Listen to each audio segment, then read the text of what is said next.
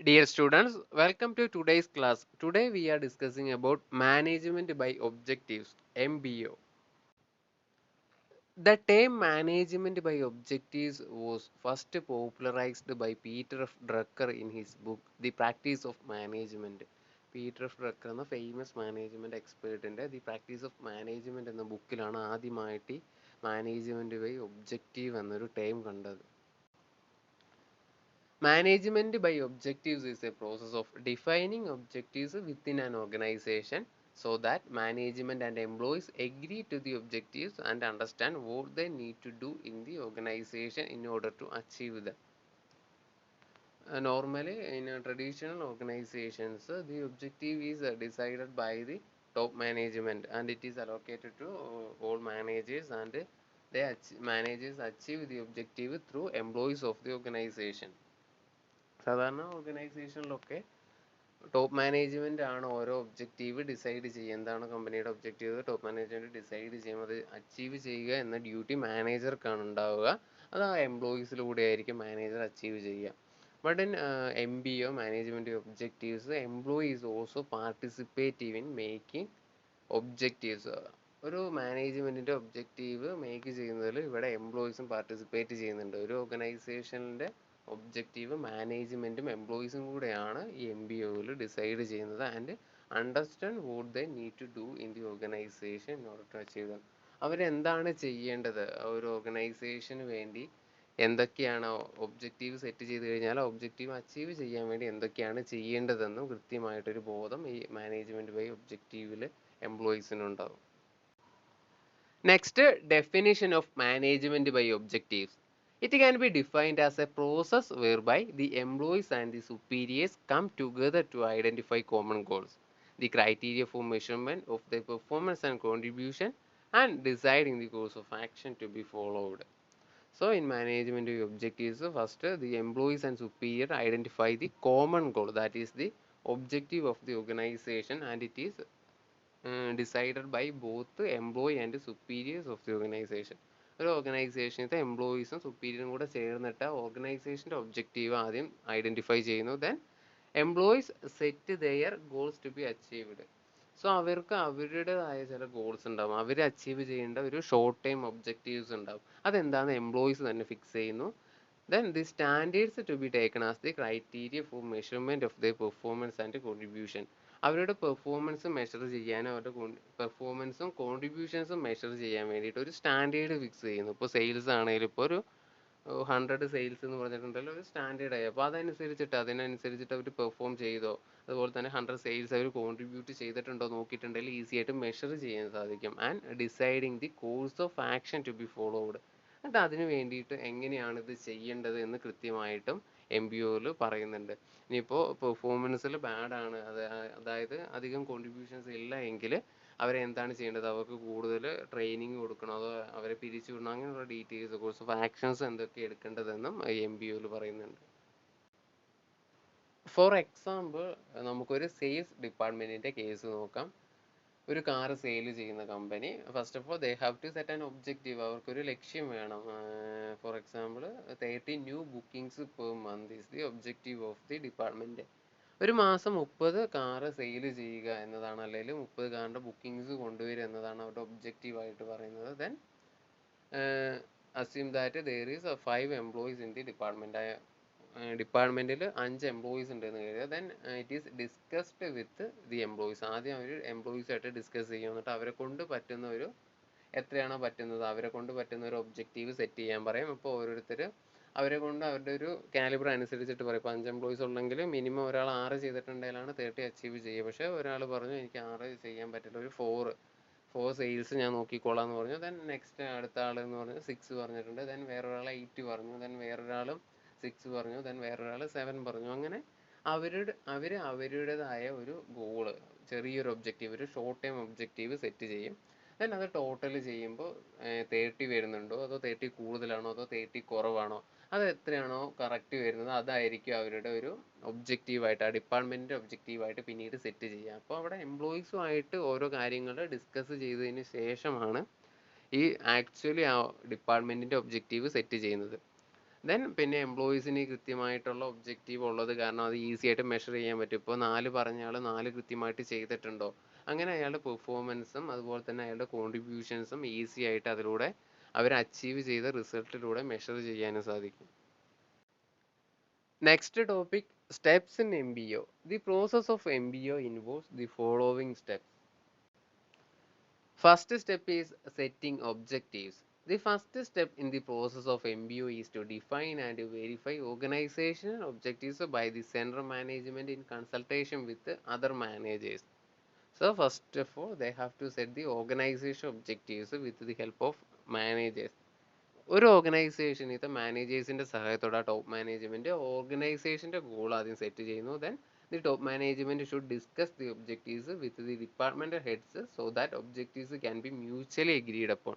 So ആ objectives set ചെയ്യാൻ അല്ലെങ്കിൽ ആ ഒബ്ജക്റ്റീവ് നടക്കുമോ എന്നറിയാൻ വേണ്ടിയിട്ട് they have to discuss with departmental heads, ഡിപ്പാർട്ട്മെൻറ്റിലുള്ള ഹെഡ്സുമായിട്ട് ഇത് ഡിസ്കസ് ചെയ്യണം. എന്നിട്ട് അവർക്കും കൂടെ സമ്മതമാണെങ്കിൽ then after setting departmental goals the subordinates work with their respective managers to set their own goals relative to the organizational goals.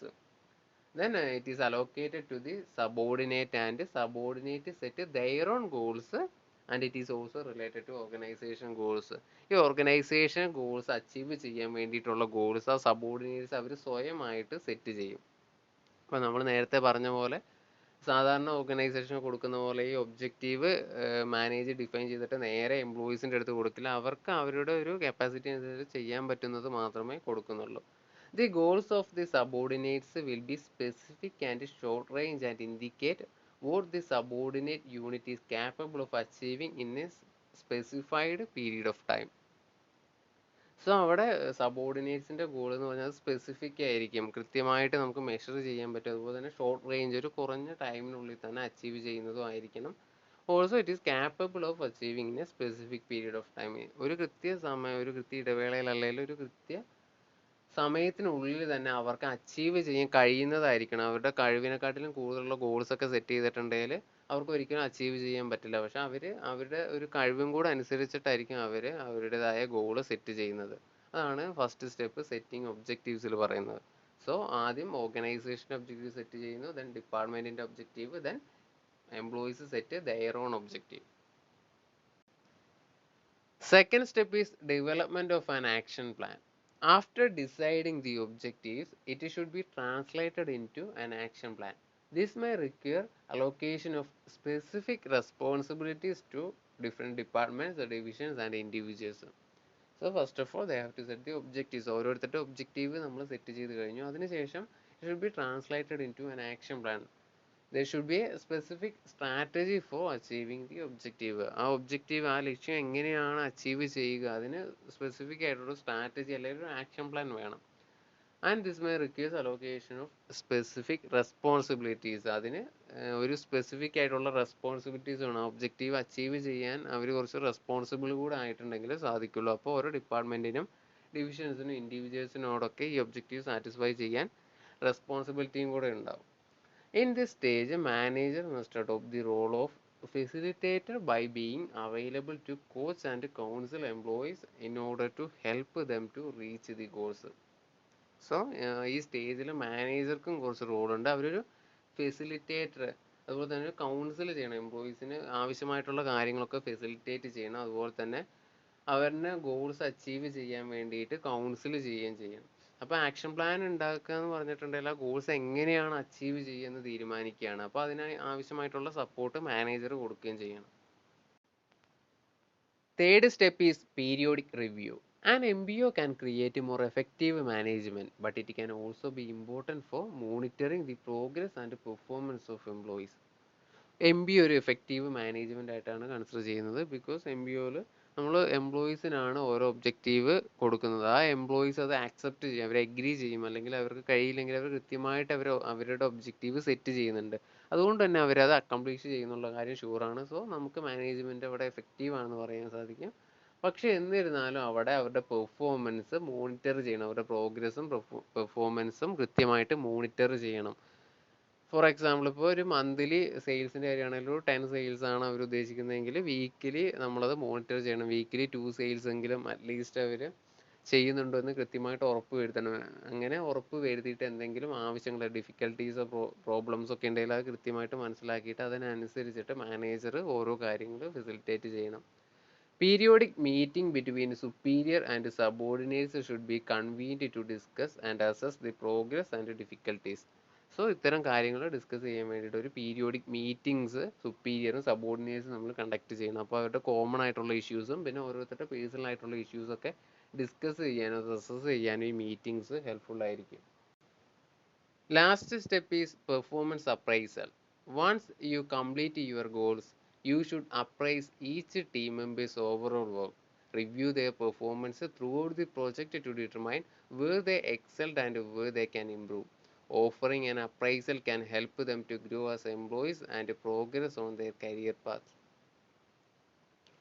So last സ്റ്റെപ്പിൽ പറയുന്നത്, ഒരു ഓർഗനൈസേഷനിലുള്ള എംപ്ലോയീസ് അവരുടേതായ ഒബ്ജക്റ്റീവ് സെറ്റ് ചെയ്തു. അത് കഴിഞ്ഞിട്ട് അവരത് അച്ചീവ് ചെയ്ത് കഴിഞ്ഞു. So if the subordinate achieve the objective, the department and organization also accomplish their objective. അവിടെ സബോർഡിനേറ്റിൻ്റെ ഒബ്ജക്റ്റീവ് സാറ്റിസ്ഫൈഡ് ആയിട്ടുണ്ടെങ്കിൽ ഓട്ടോമാറ്റിക് ആയിട്ട് ഡിപ്പാർട്ട്മെൻറ്റിൻ്റെ ഗോൾസും അതുപോലെ തന്നെ ഓർഗനൈസേഷൻ്റെ ഗോളും ഓട്ടോമാറ്റിക് ആയിട്ട് അക്കംപ്ലിഷ് ആവും.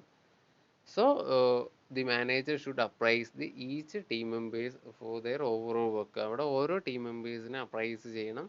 That is evaluating each team members. Review the performance through out the project.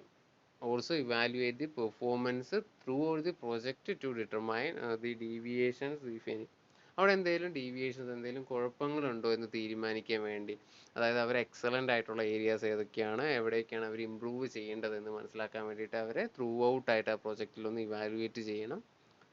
Then it also helps them to grow as an employees and progress on their career path. അപ്പോൾ അവർക്ക് employee ആയിട്ട് കൂടുതൽ നല്ല രീതിയിൽ മുന്നോട്ട് പോകാൻ അതിലൂടെ സാധിക്കും. കാരണം ഇമ്പ്രൂവ്മെൻറ്റ്സ് എന്തൊക്കെയാണെന്ന് കൃത്യമായിട്ട് മനസ്സിലാക്കിയിട്ടുണ്ടെങ്കിൽ അതിലൂടെ അവർക്ക് നല്ലൊരു എംപ്ലോയി ആയിട്ട് മാറാൻ പറ്റും. അത് മാത്രമല്ല അവർക്ക് നല്ലൊരു കരിയർ പാത്ത് ഉണ്ട്, അവർക്ക് കൂടുതൽ വളരാനും ഇത് ഹെൽപ്ഫുൾ ആയിരിക്കും. Next topic is benefits or advantages of MBO. First one is performance improvement. In MBO, goals and objectives are set by the employees. And there should be a plan for what to be done in the organization as per their objectives, and a detailed plan will lead to the better performance. So എംപ്ലോയീസിന് എന്തൊക്കെയാണ് ചെയ്യേണ്ടതെന്ന objective അവർ തന്നെയാണ് set ചെയ്യുന്നത്. അതുകൊണ്ട് തന്നെ അവർക്ക് വ്യക്തമായിട്ടുള്ള പ്ലാനും ഉണ്ടാകും. അതുകൊണ്ട് തന്നെ അവർക്ക് മാക്സിമം അവരുടെ ഒരു ക്യാപ്പബിലിറ്റി അനുസരിച്ചിട്ട് അവരുടെ ഒബ്ജക്റ്റീവ് അനുസരിച്ചിട്ട് പെർഫോം ചെയ്യാനും സാധിക്കും. Second one is sense of identity. Individual members of the organization have a greater sense of identification with the company goals. The subordinate feel proud of being involved in the organizational goals. അവിടെ ഒരു കമ്പനിയിലുള്ള ഓരോ ഇൻഡിവിജ്വലിനും ഒരു identification ഉണ്ടാവും. ഒരു company goal achieve ചെയ്തിട്ടുണ്ടെങ്കിൽ ആ goal achieve ചെയ്തത് ഇന്ന ആളാണ് പറഞ്ഞിട്ടൊരു ഐഡൻറ്റിഫിക്കേഷൻ അവർക്കുണ്ടാവും. അതുപോലെ തന്നെ അവർക്കൊരു പ്രൗഡ് ഫീൽ ഉണ്ട്, അവർക്ക് അഭിമാനം തോന്നും. കാരണം അവർ ആ ഓർഗനൈസേഷൻ്റെ ഗോൾ അച്ചീവ് ചെയ്യാൻ ഹെൽപ്പ് ചെയ്തിട്ടുണ്ട്. സോ അങ്ങനെ തോന്നിയിട്ടുണ്ടെങ്കിൽ അവർക്ക് ഓൾസോ ആ ഓർഗനൈസേഷനോടുള്ള കമ്മിറ്റ്മെൻറ്റും ഇമ്പ്രൂവ് ചെയ്യും. Next, clear objectives. In MBO, there is clear cut and verifiable objectives for the organization, employees and departments. Normally, traditional organizations have objectives like sales maximization, profit maximization, wealth maximization, etc. But it is not a clear-cut objectives and it cannot be measured. So നമ്മൾ MBO അനുസരിച്ചിട്ട് അവിടെ ഒരു clear ആയിട്ടുള്ള objectives ഉണ്ട്. അപ്പോൾ target sales maximisation ആണെങ്കിൽ അവിടെ എത്ര സെയിൽസ് എന്ന് കൃത്യമായിട്ട് പറയുന്നുണ്ടാകും. അതുകൊണ്ട് തന്നെ അത് നമുക്ക് ഈസി ആയിട്ട് വെരിഫൈ ചെയ്യാനും മെഷർ ചെയ്യാനും സാധിക്കും. Next, maximum utilisation of human resources. We know in management way objectives, the objectives are set by the subordinate or set in the consultation with the subordinates. These are more difficult to achieve and more challenging than if the superiors had imposed them. Management ഒബ്ജക്റ്റീവ്സിൽ എംപ്ലോയീസ്, അതായത് subordinates തന്നെയാണ് objective set ചെയ്യുന്നത്. അല്ലെങ്കിൽ അവരുമായിട്ടൊരു consultation, അവരുടെ തീരുമാനം കൂടെ നോക്കിയിട്ടാണ് അവർക്ക് വേണ്ടിയുള്ള ഒബ്ജക്റ്റീവ് സെറ്റ് ചെയ്യുന്നത്.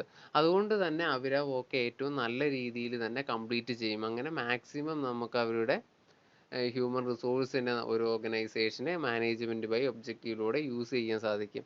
ബട്ട് ഒരു ട്രഡീഷണൽ ഓർഗനൈസേഷൻ്റെ കേസ് ആണെങ്കിൽ അവിടെ സുപ്പീരിയേഴ്സ് ആണ് ഗോൾസ് അസൈൻ ചെയ്ത് കൊടുക്കുക. അപ്പോൾ എല്ലാവർക്കും ഈക്വലി തന്നെയായിരിക്കും കൊടുക്കുക. പക്ഷേ അവർക്കത് ചെയ്യാൻ കഴിഞ്ഞെന്ന് വരില്ല. അങ്ങനെയാണെങ്കിൽ ചിലപ്പോൾ ഗോൾസ് കൂടുതലായിട്ട് അച്ചീവ് ചെയ്യാൻ സാധ്യതയുള്ളവർക്കും കുറഞ്ഞ ഗോൾസിനെ അച്ചീവ് ചെയ്യാൻ കൊടുക്കുകയുള്ളൂ. അപ്പോൾ അവിടെ ഒരു maximum utilisation of human resources possible അല്ല. Next, career growth. The management takes interest in the development of skills and abilities of the employees of the organization and also provide opportunity for strengthening those areas. Management ഈ ഒബ്ജക്റ്റീവിൽ അവരുടെ skills, ഓരോ എംപ്ലോയീസിൻ്റെ സ്കിൽസും എബിലിറ്റീസും develop ചെയ്യാൻ വേണ്ടിയിട്ട് management help ചെയ്യും. അതുപോലെ തന്നെ അവർക്ക് ഓപ്പർച്യൂണിറ്റീസും കൊടുക്കും. ആ ഒരു ഏരിയ അവരുടെ സ്കിൽസും എബിലിറ്റീസും സ്ട്രെങ്ത് ചെയ്യാൻ വേണ്ടിയിട്ടുള്ള ഒരു ഓപ്പർച്യൂണിറ്റീസും അവർക്ക് കൊടുക്കുന്നുണ്ട്. അതുപോലെ തന്നെ ദെയർ ഈസ് പെർഫോമൻസ് ഇവാലുവേഷൻ, കൃത്യമായിട്ടുള്ള ഒരു പെർഫോമൻസ് ഇവാലുവേഷൻ, മെഷർ ചെയ്യാൻ പറ്റുന്ന ഇവാലുവേഷൻ ഉണ്ട്. അതിലൂടെ തന്നെ അവരുടെ ഡീവിയേഷൻസ് കൃത്യമായിട്ട് മനസ്സിലാക്കാൻ സാധിക്കും. അങ്ങനെ ഡീവിയേഷൻസ് മനസ്സിലാക്കിയാൽ അവർക്കത് ഇമ്പ്രൂവ് ചെയ്യാം. അതിലൂടെ അവർക്ക് നല്ലൊരു കരിയർ ഡെവലപ്മെൻറ്റ് ഉണ്ടാവും. Next, effective control and appraisal. MBO serve as a device for organizational control and integration. If there is any deviations in the actual performance of the employees, it can be identified, evaluated and corrected. So MBO ഒരു organisation കൺട്രോളിനുള്ള device, അവരുടെ performance measure ചെയ്യാനുള്ള ഒരു device ആയിട്ടാണ് consider ചെയ്യുന്നത്. And it is also helps in integration. ആ organisation നല്ല രീതിയിൽ control ചെയ്യും. അതുപോലെ തന്നെ ഇൻറ്റഗ്രേറ്റ് ചെയ്യാനും അവരുടെ ഒബ്ജക്റ്റീവ്സ് എല്ലാം ഇൻറ്റഗ്രേറ്റ് ചെയ്യാനും MBO ഹെൽപ്പ് ചെയ്യുന്നുണ്ട്. Then if there is any deviations discovered in the organisation, ആ ഓർഗനൈസേഷനിൽ എന്തെങ്കിലും ഡീവിയേഷൻസ് അല്ലെങ്കിൽ deviations in the performance of the എംപ്ലോയീസിൻ്റെ പെർഫോമൻസിലുള്ള ഡീവിയേഷൻസ് ഉണ്ടെങ്കിൽ അത് കൃത്യമായിട്ട് മനസ്സിലാക്കാനും മെഷർ ചെയ്യാനും അതുപോലെ തന്നെ ഇവാലുവേറ്റ് ചെയ്യാനും കറക്റ്റ് ചെയ്യാനും നമുക്ക് MBO വഴി സാധിക്കും. Last one is improved communication. In MBO, there is improved communication between the management and the subordinates because they have to discuss about the objectives of the organization, also objectives of the subordinates.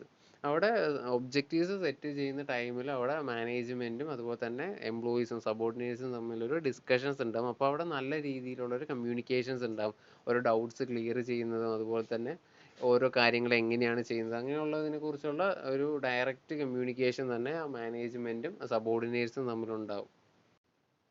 Next topic is weakness or limitations of management by objectives. First limitation is lack of support of top management. In traditional organization, authority is vested in the hands of top management and it flows from top to bottom. But in MBO, it gives equal opportunity for the employees of the organization. So, the system cannot be succeed without the full support of the top management. So സാധാരണ top management, ഒരു traditional ഓർഗനൈസേഷനിൽ top management ആണ്, അവരാണ് എല്ലാ ഡിസിഷൻസും എടുക്കുക, അവരാണ് objective set ചെയ്യുന്നത്. But MBOയിൽ objective set ചെയ്യുന്നത് സബോർഡിനേറ്റും കൂടെ ചേർന്നിട്ടാണ്. അവർക്കൊരു ഈക്വൽ ഓപ്പർച്യൂണിറ്റിയാണ് ശരിക്കും അതിലുള്ളത്. സോ അങ്ങനെ വരുന്ന ഒരു സാഹചര്യത്തിൽ ഈ ടോപ്പ് മാനേജ്മെൻറ്റിൻ്റെ ഫുൾ സപ്പോർട്ടിലൂടെ MBO എന്ന് പറയുന്ന പ്രോസസ്സ് ഒരു ആക്ടിവിറ്റി മാനേജ്മെൻറ്റിൽ കൊണ്ടുവരാൻ സാധിക്കില്ല. Next, resentful attitude of subordinates. The attitude of subordinate is very important in MBO. If they have a negative attitude towards the MBO, it become a big failure.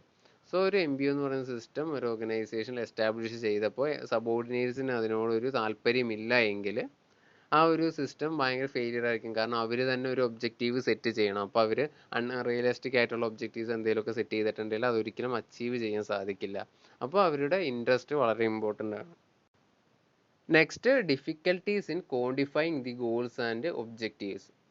MBO will be successful only if the goals can be set in quantifiable terms, that is measurable terms. But if the areas are difficult to quantify and difficult to evaluate, it will not be possible to judge the performance of the employees.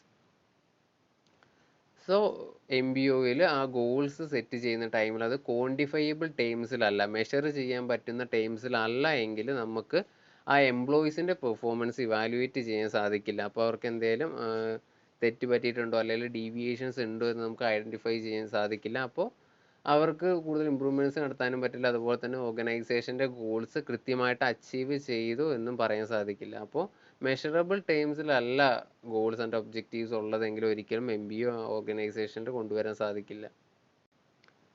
Next limitation is it is costly and time consuming process. In MBO there is a lot of paperwork involved and a lot of meeting and too many reports to be prepared, and it will become a burden to the manager. MBOയിൽ ധാരാളം paper work വേണ്ടി വരും. ഓരോ objective ഓർഗനൈസേഷൻ്റെ objective set ചെയ്തിട്ട് ഓരോരുത്തരുടെ objective ഒക്കെ set ചെയ്യുന്ന ടൈമിൽ കുറേ പേപ്പർ വർക്ക് വേണം. അതുപോലെ തന്നെ there is a lot of meeting, ധാരാളം മീറ്റിംഗ്സ് കണ്ടക്ട് ചെയ്യേണ്ടി വരും. അവരുടെ പീരിയോഡിക് റിവ്യൂ ആണെങ്കിലും വേറെ പെർഫോമൻസ് അപ്രൈസ് അങ്ങനെ കുറേ കാര്യങ്ങൾക്ക് വേണ്ടി അവർക്ക് മീറ്റിംഗ്സ് കണ്ടക്ട് ചെയ്യേണ്ടി വരും. ഇതെല്ലാം ടൈം കൺസ്യൂമിംഗ് ആണ്. അതുകൊണ്ട് MBO time consuming and costly process ആണെന്ന് പറയാം. Next limitation is it emphasis on short time goals. Under MBA, goals are set only for a short period like 6 months or 1 year. This is because the goals are being in a quantitative nature and it is difficult to do long range planning. MBOയിൽ short time പീരീഡിലുള്ള ഗോൾസ് മാത്രമായിരിക്കും സെറ്റ് ചെയ്യുക. Maximum 1 ഇയറിലേക്കുള്ള goals ഒക്കെ നമ്മൾ നേരത്തെ പറഞ്ഞിരുന്നു. ഇപ്പോൾ ഗോൾസ് പ്രോഫിറ്റ് മാക്സിമൈസേഷൻ ഒരു ഒബ്ജക്റ്റീവ് എന്ന് പറഞ്ഞിട്ടുണ്ടെങ്കിൽ അത് ഒരു ലോങ് ടൈം ഗോളാണ്. ഓർഗനൈസേഷൻ എക്സിസ്റ്റ് ചെയ്യുന്ന കാലത്തോളം അത് അതിൻ്റെ ഒരു ഗോളായിട്ട് തന്നെ നിലനിൽക്കും. പക്ഷേ ഒരു 10,000 സെയിൽസ് ഇപ്പോൾ ഇയർ എന്ന് പറഞ്ഞിട്ടുണ്ടെങ്കിൽ ആ ഒരു വർഷത്തേക്ക് മാത്രമുള്ളൊരു ഗോളായിട്ടായിരിക്കും അത് മാറുക. അത് നെക്സ്റ്റ് ഇയർ ആകുമ്പോൾ ആ ഗോൾ ഓട്ടോമാറ്റിക്കായിട്ട് ചേഞ്ച് ചെയ്യും. സോ ഒരു ഷോർട്ട് ടൈമിലേക്ക് മാത്രം ഇത് എംഫസൈസ് ചെയ്യുന്നുള്ളൂ. ലോങ് ടൈം ഫോക്കസ് ഇത് കൊടുക്കുന്നില്ല. ലോങ് റേഞ്ചിലേക്ക് പ്ലാൻ ചെയ്യാൻ നമുക്ക് MBO യൂസ് ചെയ്തിട്ട് സാധിക്കില്ല. Next, lack of adequate skills and training. Most of managers lack adequate skills, knowledge and training required in the interpersonal interaction which is required in the MBO. MBOയിൽ ഏറ്റവും important ആയിട്ടുള്ളൊരു factor എന്ന് പറയുന്നത് interpersonal interaction ആണ്. അവിടെ മാനേജറും സബോർഡിനേറ്റും അല്ലെങ്കിൽ മാനേജറും എംപ്ലോയീസും തമ്മിലൊരു നല്ലൊരു interpersonal interaction വേണ്ടി വരും. സോ അങ്ങനെയാണ് അവർ ഓർഗനൈസേഷൻ്റെ ഒബ്ജക്റ്റീവ്സിനെ കുറിച്ചൊക്കെ ഡിസ്കസ് ചെയ്യുക. അവരെ കൊണ്ട് കഴിയുന്ന ഒബ്ജക്റ്റീവ്സ് അവരുടെ എബിലിറ്റി അനുസരിച്ചിട്ട് അവരുടെ ഒബ്ജക്റ്റീവ്സിനെ കുറിച്ച് പറയാം. സോ അവിടെ നല്ലൊരു രീതിയിൽ ഇൻ്റർപേഴ്സണൽ ഇൻട്രാക്ഷൻ ഇല്ലെങ്കിൽ MBO ഒരു ഫെയിലിയർ ആവും. ബിക്കോസ് ചില മാനേജേഴ്സൊക്കെ ചിലപ്പോൾ ഗോൾസും ടാർഗറ്റൊക്കെ വെറുതെ ഡിക്റ്റേറ്റ് ചെയ്യും. ബട്ട് ഇൻപുട്സ് ഒന്നും കൊടുക്കില്ല. ഇത്ര ടൈമിനുള്ളിൽ അച്ചീവ് ചെയ്യുമെന്ന് പറഞ്ഞ് ഗോൾസ് മാത്രം കൊടുത്തിട്ടുണ്ടെങ്കിൽ ആ എംപ്ലോയീസിന് കൃത്യമായിട്ട് അത് ചെയ്യാൻ പറ്റില്ല. അപ്പോൾ അതിനെക്കുറിച്ചുള്ള കൂടുതൽ ഡീറ്റെയിൽസ് ഒക്കെ നല്ല രീതിയിൽ കമ്മ്യൂണിക്കേറ്റ് ചെയ്യണം. സോ അതിനാവശ്യമായിട്ടുള്ള ട്രെയിനിങ്ങും നോളജും സ്കിൽസൊന്നും മാനേജേഴ്സിന് ഇല്ല എന്നുള്ളതും ഇതിൻ്റെ ഒരു ലിമിറ്റേഷനാണ്.